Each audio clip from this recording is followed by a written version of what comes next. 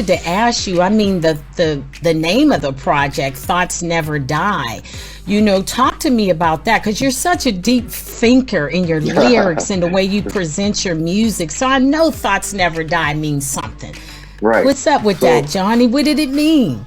Well, Thoughts Never Die was about, you know, having something to live on past my lifetime, you know, and the thoughts that I'm instilling in my music will be able to speak for me, speak volumes for me when I'm no longer around to speak for myself. It'll be able to live on through me. And our thoughts that we create in our minds, you know, they're eternal, depending on how we implement it into the world and how we share our message with the world, or resonate with the people listening to us. You know, it can leave an imprinted impact on people for the rest of their lives. So that's why I came up with the idea, Thoughts Never Die.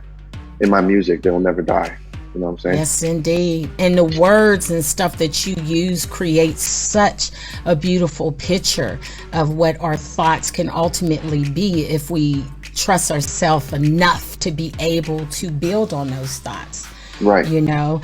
And there's one song in particular, because I know that you love Tupac.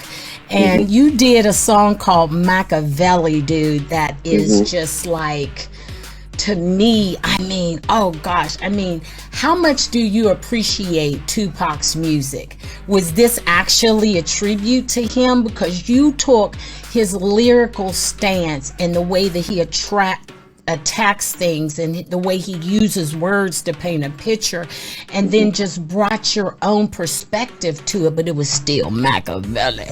So tell me about that, man. Tell me about that. Unborn Child, Hellraiser, Ambitions of a Rider, you know, these songs, you know, Last Motherfucker Breathing. There's a lot of records from Tupac that just touched me internally, that just, I could feel his energy.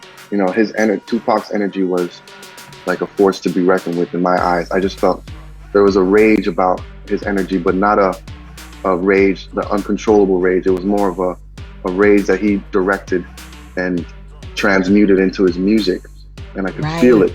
Hellraiser was one of those big records for me that I would put on and just feel unstoppable, and I could just feel, you know, and I would just use that energy that he, you know, transmuted in his music and transmute that energy into mine. I felt like he was one of the best artists that was able to do that. Yes. And I could feel it. I didn't have to think about it. You could just feel it. You know what I'm saying? And Machiavelli is just one of those records, you know, Hennessy, my choice of liquor, God forgive me for my enemies, forgive me for my sinners. I'm ready for anything or anybody. So it was just like that same frequency that Tupac would emulate, or you know, he would exude. That frequency is what I was just embodying in that song. You know, I'm ready for anything or anybody. It doesn't matter. You know what I mean? And that feeling is like a liberating feeling, a feeling that creates a fearlessness within you, especially in the cutthroat industry that we're subject to as artists. Yes, talking about cutthroat, there's a line that you have in Machiavelli, and it says, you know, you are grinding, you know what I mean? You starving on the track is what you say. And you know, it's funny, I like the way you play with words, you know what I mean? Because starving on the track, when I heard that, I said, you know what, that means he's hungry. That means that he is so hungry that he's willing to feed off of himself.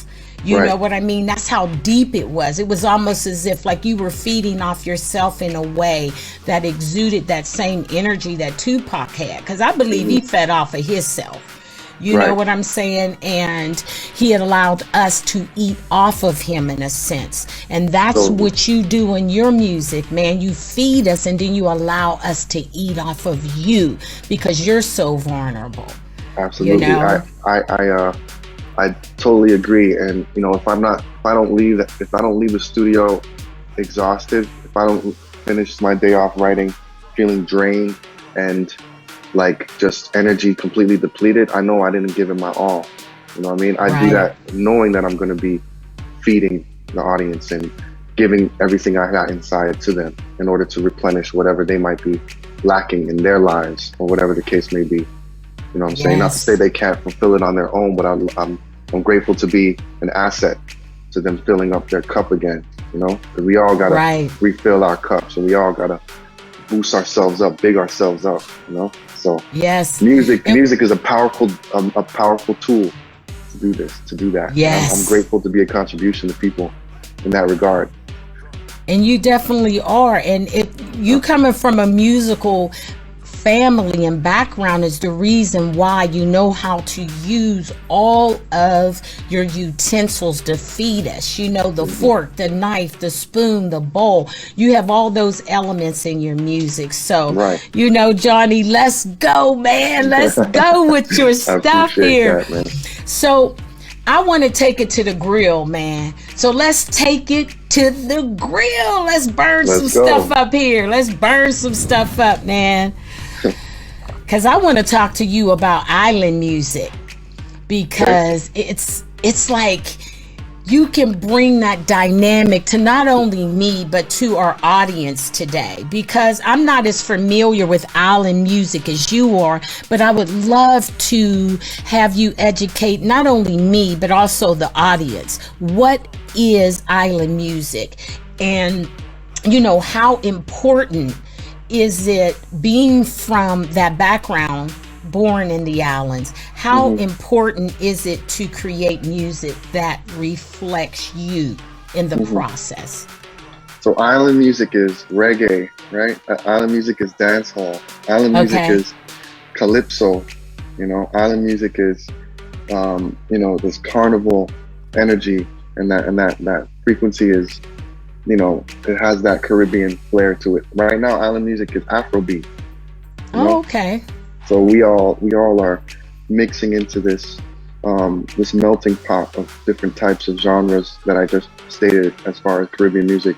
And then, you know, when you insert hip hop into the mix, it creates this flair that, you know, St. Martin might not have been aware of. That's why I like to insert myself as a hip hop, you know, the asset to the islands as far as a hip hop head or a hip hop, you know, I bring hip hop to the table, just so that people on my island and the people in the Caribbean know that, you know, we're not capped in the Caribbean. Like, there's rap in the Caribbean, there's hip hop in the Caribbean, there's people out there with insane skills as far as bars and lyrics and understanding the history of hip hop and how it came to be outside of the United States.